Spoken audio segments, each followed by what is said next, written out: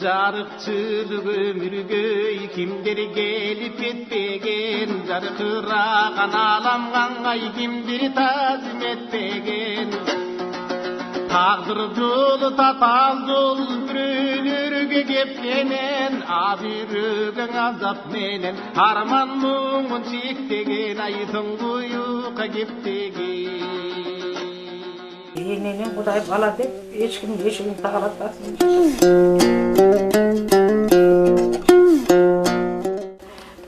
Өлтүргөн чыракта болгон татынакай кызымды аман алып калып элдин катарына кошуп койсом, буда бир кыргызстан эл киргени жараган кыздардан болуп эле.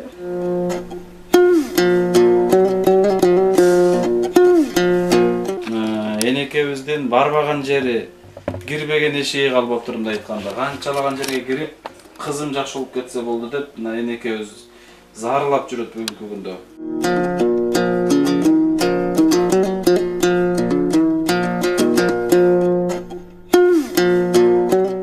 Бул жердеги мекендештеримди эле бербейди дегенден Кудай өзү неме кылсын, азадан чогулуп атат.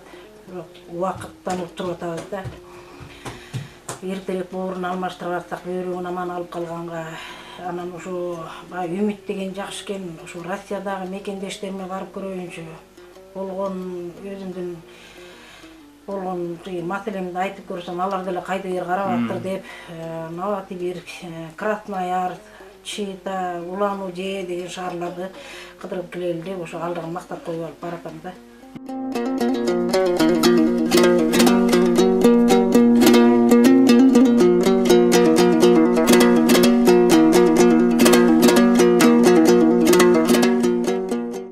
Азыркы кезде 100% оорусу аныкталган, оорусунун аты бул гипероксалурия биринчи түрү деген, бул кан кылдуу оору.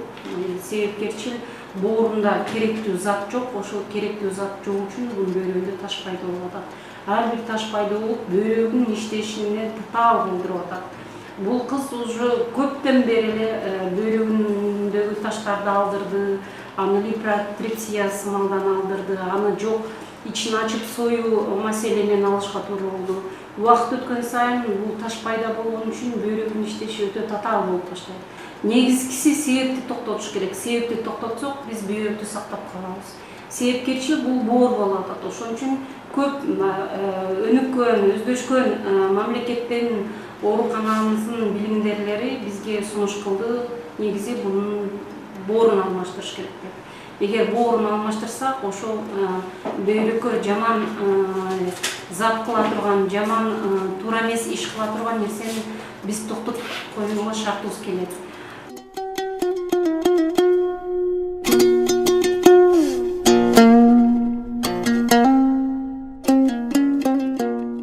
Ар түртүлүп, бир түртүлүп отуруп 2015-жылы Москва, 2016-жылы Германия тастыктап берди.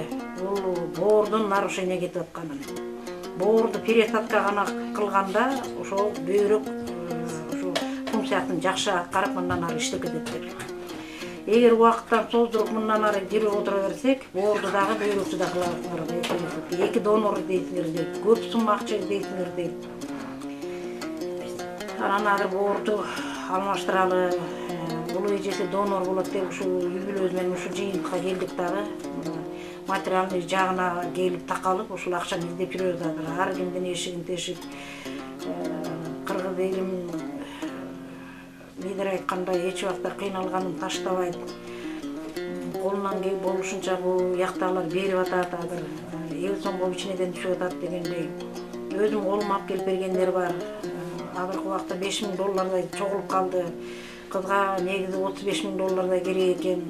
Калган акчаны суммага да чогултканга да болгон бучарак кетибизди жумшайбыз деп.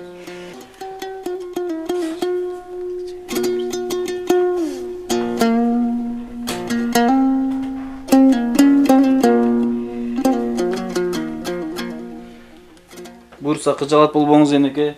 Кыргыз элин эч качан таштап койгон эл эмес. Кыргыз жада калса боордош башка улуттарга да кол сунуп келген кылымдар мурда канчалаган кыйынчылыктарды өтүп келген кыргыз элибиз эч качан кыргызды көчөдө таштап койгон эл эмес. Мына буюрса көп пікірсөгөл болот дейт мекендештер. Бул маселени көпчүлүк менен чечсек болот.